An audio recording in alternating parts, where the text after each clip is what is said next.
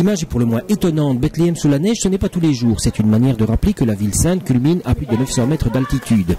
La province de Hainaut et ses partenaires cisjordaniens ont eux aussi pris de la hauteur en développant un nouveau projet d'inclusion de personnes handicapées.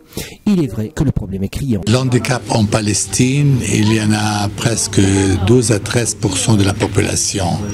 Mais les handicaps, ça varie. Des handicaps qui souffrent malentendants, des handicaps qui sont malvoyants ou physiquement handicapés et psychologiques.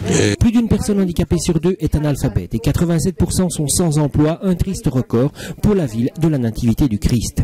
C'est pourquoi la province de Hainaut, son partenaire traditionnel, la Bethlehem Arab Society for Rehabilitation, la BASR, et la plus importante télévision indépendante palestinienne, Mahan, se sont associés pour lancer un projet pour et par les personnes handicapées. La province est engagée dans un projet de promotion et de médiatisation du droit des personnes handicapées dans le gouvernorat de Bethléem, à travers la formation, comme il y a ici, la formation justement de personnes handicapées au métier de journaliste et une personne handicapée au métier de producteur. Aujourd'hui, c'est le premier jour d'une formation de 4 jours qui est menée par des journalistes de Mahan pour une vingtaine de disabled journalists from throughout the West Bank. C'est ça qu'on veut, que chaque jour il y a quelque chose de l'handicap, qu'on parle de ces problèmes, qu'eux-mêmes parlent, qu'eux-mêmes vont à la télévision et parlent de leurs problèmes. Parce que c'est la plus importante. Mahan's core values and mission is to promote first and foremost human rights, in addition to independent news, gender mainstreaming, and good governance and democracy. On est plus dans un échange d'expériences et de bonnes pratiques,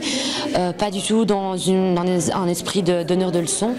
On est ici pour aussi comprendre finalement comment eux travaillent, comment eux fonctionnent et voir en fait ce qu'on peut en tirer avec nos expériences à nous.